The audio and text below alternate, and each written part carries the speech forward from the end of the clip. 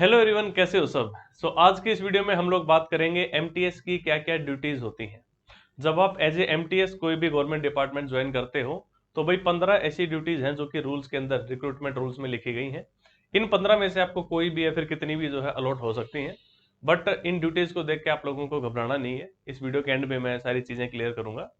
भाई सबसे पहले अभी सीजीएल 2022 के जो फॉर्म्स निकले हैं, तो जो थोड़ा पैटर्न चेंज हुआ है, तो उन बच्चों के लिए रिकमेंडेशन है कि आप लोग नए पैटर्न के ऊपर जो है मॉक टेस्ट लगा लें। और फिलहाल जो है टेक्स्ट बुक पे सेल चल रही है मंथ एंड की, जिसके अंदर जहां पे पहले आप लोगों को 1 साल का पास मिलता था, वही अब इस सेल में 2 साल का पास मिल रहा है। अगर आप भाई कूपन का इस्तेमाल करोगे, BHAI भाई कोड लगाने से आप लोगों को 269 रुपीज में 2 इयर्स का पास मिल जाएगा। अगले 2 साल तक आप अनलिमिटेड जितने मर्जी मॉक टेस्ट लगा सकते हो, चाहे एमटीएस हो गया, CHSL हो गया, सीजीएल हो गया। मतलब आपको सारे के सारे एग्जाम्स के जो है यहाँ पे पेपर्स मिल जाएंगे, पुराने पेपर्स भी और नए मॉक्स भी मिलते हैं। तो आप अपने बढ़िया से मॉक्स लगा सकते हो, प्लस एनालिसिस करो कहाँ पे क्या कुछ गलतियां कर रहे हैं, उन गलतियों से सीखो और फिर आगे बढ़ो। ठीक है भाई। सबसे पहले भाई physical maintenance of records of the office. ठीक है, सिंपल सी बात है। मतलब जो भी रिकॉर्ड्स होते हैं ऑफिस में, जो कि मेनली जो हम फाइल्स कह सकते हैं जिनको, उनका फिजिकल मेंटेनेंस का काम भाई एक एमटीएस को सौंपा जा सकता है।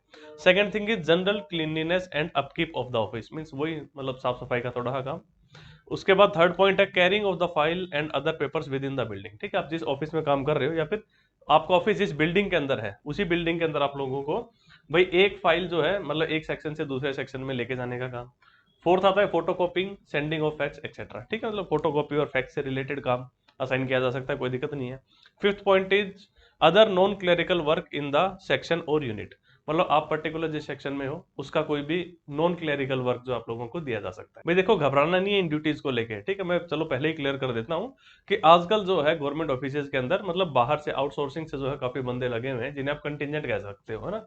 तो ये मान के चलो कि अगर आप एज एमटीएस ज्वाइन कर रहे हो, लेकिन आपके सेक्शन में अगर कहीं पे कोई कंटिजेंट है, तो ये मान के चलो कि अच्छे खासे चांसेस हैं कि ये सारे काम जो है वो कंटिजेंट कर रहा होगा और आप लोगों को कोई टीए लेवल का काम अलॉट हो सकता है। मींस दैट डिपेंड्स कि आप जिस तरीके का काम करोगे आपको उसी तरीके का काम बार बार मिलता है। ठीक है, तो मतलब ये देख के घबराना नहीं है कि एग्जैक्टली आपको यही काम मिलेगा। ये तो सिर्फ रूल्स में लिखा हुआ है, आप लोग अपनी पढ़ाई अच्छे से करते रहो, मीन्स कोई दिक्कत नहीं आने वाली है। और बुक्स की मैं बात करूं तो भाई स्पेशली देखो, आप किसी भी एग्जाम की तैयारी कर रहे हो तो जो पहला अपना परम धर्म बनता है वही है कि भाई जैसे आपका यहाँ पे एग्जाम जो है टीसीएस कंडक्ट करवाने वाली है एमटीएस का एग्जाम, तो पहला काम जो आप लोगों को करना है वो ये कि टीसीएस ने आज से पहले एमटीएस के एग्जाम में जितने भी सवाल कराए हैं या जितने भी पेपर हुए उन सभी के सभी पेपर्स में से निकलना। ठीक है, और इसका एक बहुत ही बढ़िया काम कर रखा है यहाँ पे किरण पब्लिकेशंस ने। जैसा आप ये देख सकते हो, अलग अलग जैसे इंग्लिश की एक अलग से बुक निकाल दी। 129 सेट्स जो है आज तक टीसीएस ने कंडक्ट करवाए हैं एमटीएस के। और इसी तरीके से जनरल अवेयरनेस की आपकी जीके की हो गई भाई 129 सेट जो आज तक एमटीएस के कंडक्ट करवाए हैं ये पेपर टीसीएस ने। तो मैथ्स की, इंग्लिश की, रीजनिंग की, जीके की, चारों के अलग अलग बुक्स जो है बाईलैंग्वेल, इंग्लिश मीडियम में अलग, हिंदी मीडियम में अलग, ये चीज जो है किरण पब्लिकेशंस ने इनका बढ़िया सा कंपाइलेशन किया हुआ है। तो भाई यहाँ से निकलना अपना परम धर्म बनता है। 129 सेट्स में से अगर आप निकल रहे हो तो मान के चलो आप 3000 से ज्यादा सवालों में से निकल रहे हो। और 3000 से ज्यादा सवाल अगर आप इंग्लिश के कर लेते हो, जीके के कर लेते हो, तो ऐसे आपको आइडिया लग जाएगा कि आपके शिफ्ट में जो क्वेश्चंस आने वाले हैं भाई वो भी इसी लेवल के आसपास के होंगे, क्योंकि टीसीएस ने वो पेपर्स कंडक्ट करवाए थे और टीसीएस ही ये पेपर कंडक्ट करवा रहा है। टाइप ऑफ क्वेश्चंस जो होते हैं वो अक्सर रिपीट होते हैं, सेम टाइप के ऊपर जो है बार बार क्वेश्चंस बनते हैं, वैल्यूज को चेंज कर करके।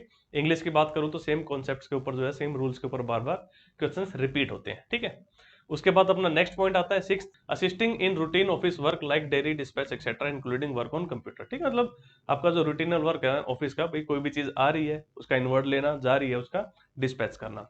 सेवंथ इज डिलीवरिंग ऑफ डाक और नोटिस आउटसाइड द बिल्डिंग। ठीक है, जैसे एक पॉइंट था विद इन द बिल्डिंग अगर कोई डाक देनी हो, मतलब कोई लेटर है या कोई डाक पहुंचानी है, इसी तरीके से बिल्डिंग से बाहर भी कहीं और जाना पड़ जाए तो वो भी जो है एमटीएस की ड्यूटीज के अंदर आता है। Eighth is watch and ward duties. ठीक है, एक तरीके से आप ये कह सकते हो कि दरवाजे के बाहर खड़े होकर वॉच या वार्ड वाली ड्यूटीज।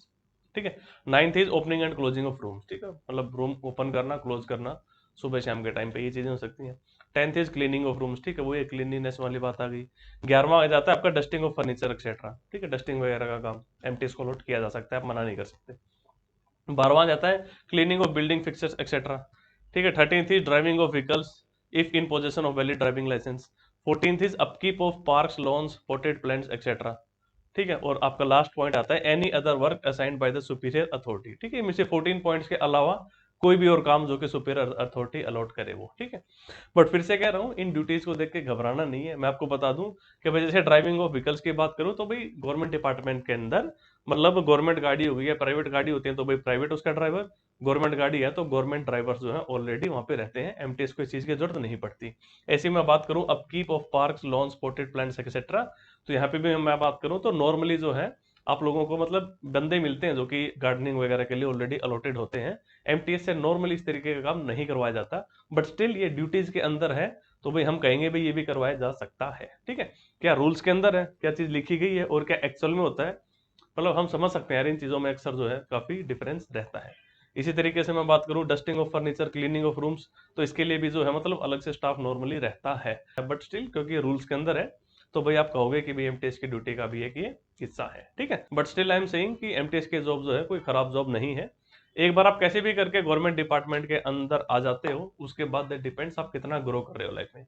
जैसे इनकम टैक्स डिपार्टमेंट की बात करूं तो आज के टाइम में आपको ऐसे बहुत सारे इनकम टैक्स ऑफिसर्स मिल जाएंगे जिन्होंने एज ए एमटीएस जो है डिपार्टमेंट ज्वाइन किया था, ठीक है। तो वही बात आती है कि आप क्या बन के डिपार्टमेंट में आ रहे हो, ये मैटर नहीं करता, मैटर ये करता है कि उसके बाद आप कितना ग्रो करते हो लाइफ के अंदर। और दूसरी चीज, जब आप एमटीएस का एग्जाम क्लियर करके एक बार गवर्नमेंट जॉब में आ जाओ उसके बाद जब आप कोई दूसरा एग्जाम देते हो, मान लो आप सीजीएल का एग्जाम दे रहे हो, तो एक अलग ही कॉन्फिडेंस होता है अपने अंदर।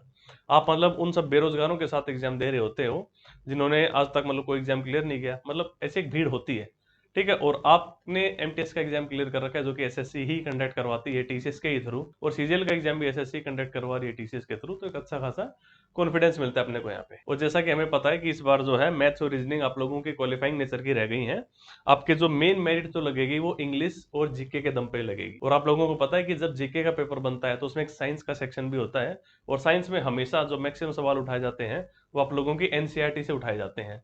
तो 6 से लेके 10 तक की छठी, सातवीं, आठवीं, नौवीं, 10वीं में इन 5 सालों की जो एनसीईआरटीज हैं उनका कंपाइलेशन के जो बेस्ट क्वेश्चंस बन सकते थे उनकी पीडीएफ का लिंक आप लोगों को इस वीडियो की डिस्क्रिप्शन में मिल जाएगा।